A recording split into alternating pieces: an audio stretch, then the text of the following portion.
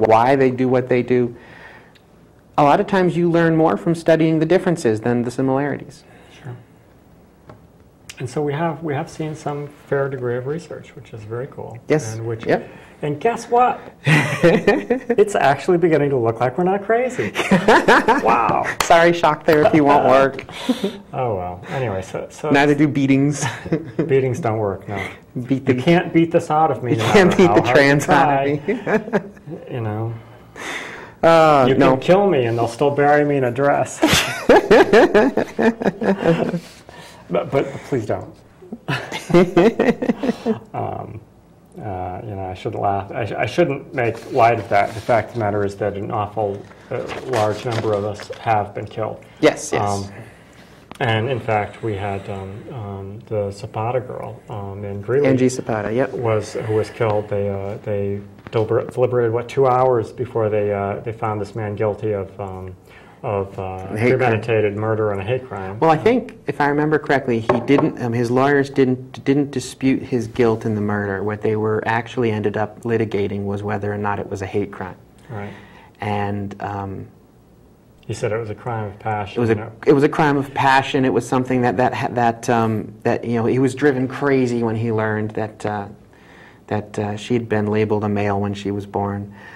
And then you find out that he went back to the apartment and waited for her to show up and took her phone and her car, some other nonsense. It's like, I mean, I've lost my temper, and it takes time to cool down, but you go to someone's apartment, you break in, and you wait for them to come home, and then you bludgeon them to death. Yeah, that's kind of premeditated. So anyway, that was interesting. I think the passion of the moment had left. Yeah. It was interesting that transsexual that was hired to the Library of Congress and then wasn't given the job when it turned out that this person was hired at the time that he was hired. He was in male role. He was a man, so to speak, at the time. But this was a transsexual who then informed the employer that he would be transitioning. Pronouns get really weird. You know, it's so hard. But anyway, there was a lawsuit, and I believe that she was awarded $500,000, if I'm not mistaken. I remember it happening. I don't remember the outcome. Which was, you know, I mean, I don't know that the money, almost $500,000. Which, you know, the money is not the issue, certainly. Well, and on a different note, I know Trans Advocacy, Connecticut Trans Advocacy has a video clip and an article on their website right now about companies in Connecticut that are writing into their corporate HR policies how they handle transitions in the workplace, and they're writing them in a supportive manner. You know, they're writing them in as, this doesn't affect our business. We're going to respect the individual.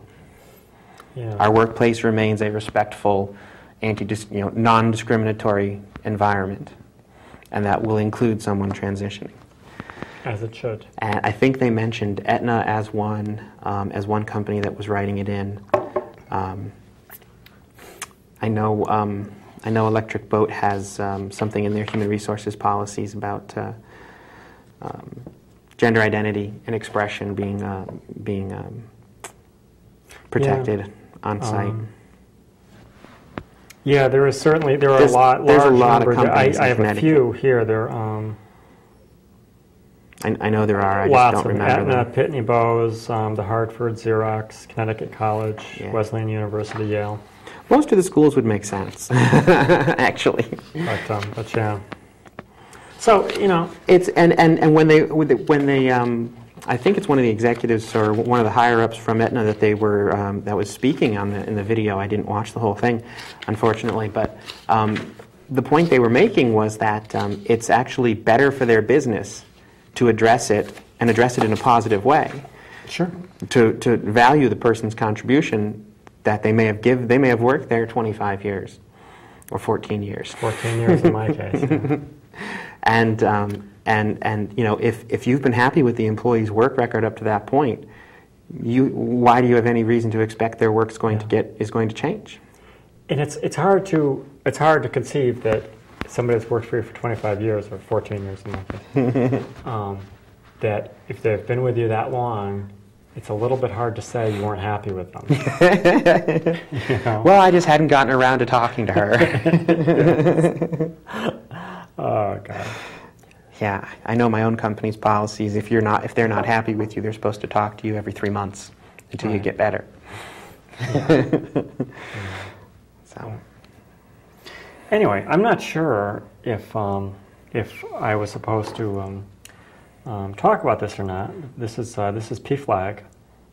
This actually came from Constance. Yep. I think you got this Constance. We'll have to have Constance on the show. She's got so many connections. I told her to come on the show. I'm pretty sure I did anyway. We're going to have to just drag her on. We'll see her on the 18th. We'll tell her then. But yeah, Constance is a sweetheart, and we definitely want her. Constance, if you're watching, you need to come on the show. Anyway, they're having a film screening. Yep. Just want to say this is May 11th, and this is. I'm trying to figure out where this is.